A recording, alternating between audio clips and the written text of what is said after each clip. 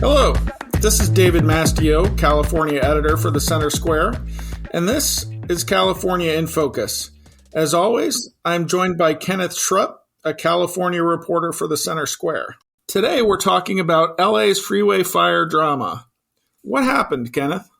There was a major fire a few nights ago that shut down the busiest intersection of the I-10, which is one of the busiest freeways in California.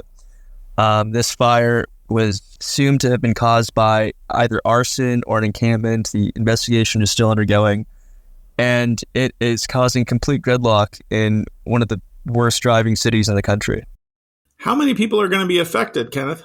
Well, this section of the freeway carries about 300,000 cars a day, which means that the commutes for anybody who drives are going to be affected as people seek alternative routes. How much damage was done to the freeway? Well, the fire was hot enough that it melted the steel and concrete beams supporting the freeway. We think that it's going to take anywhere between 3 and 5 weeks to get repaired. That means hopefully not having to demolish the freeway and instead being able to just repair and buttress what is already there. Is there any reason to hope that the repairs will be done that fast? There might be some cause for hope. If you look at the I-95 bridge collapse in Pennsylvania that nearly shut down travel across the Northeast region for some time, there's an initial projected construction time of weeks. And under Josh Shapiro, their governor, they were able to get it down in 10 days. Are we hoping that it'll be done in days rather than weeks? I would hope that our leaders have elected to choose to give us a very long estimate, and we'll be trying to push this off as a political win if they can get it done in shorter time. Who's going to pay for all this? As of now, it's going to have to come out of taxpayers' dollars. There has been some mobilized federal funds from the Biden administration to immediately begin some repairs, although that was only in the few millions of dollars.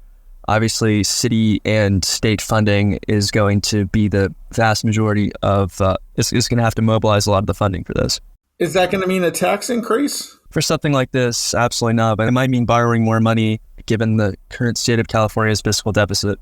Do we know how much it's going to cost? As of yet, repair estimates have not been published, so we'll see how much this ends up really costing us. Are fire departments starting to look under other highways to make sure this doesn't happen again? They are. LA Fire Department is conducting a review of many of these under-site homeless encampments. They have these encampments under the freeways often because there are multiple jurisdictional agencies involved, which means that no single group has the right to really get these people off their property. And the coordination between federal, state, and city agencies means that these encampments are left in a legal limbo. They are beginning to inspect and clear some of these out, given the threat and risk of fire. In the early reports, it was speculated that this fire was caused by homeless people. Is that a common occurrence in LA?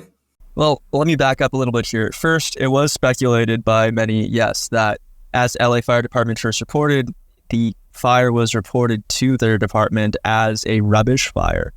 And there was a large number of highly flammable items being stored under this bridge, including pallets and hand sanitizer, by people who were subletting from a lease that was in arrears for the area under the bridge. And Governor Newsom himself said this might be arson, this might be the product of malicious intent. We don't really know, but some of the facts that we do have are that 80% of fires in downtown Los Angeles are caused by homeless individuals. And we have dozens of fires a day that firefighters are responding to from transients who are causing rubbish fires. Some are just arsonists. It's a very sticky situation. Is there an effort to make the company or companies that were subletting the space under the freeway responsible for the damage caused by the fire?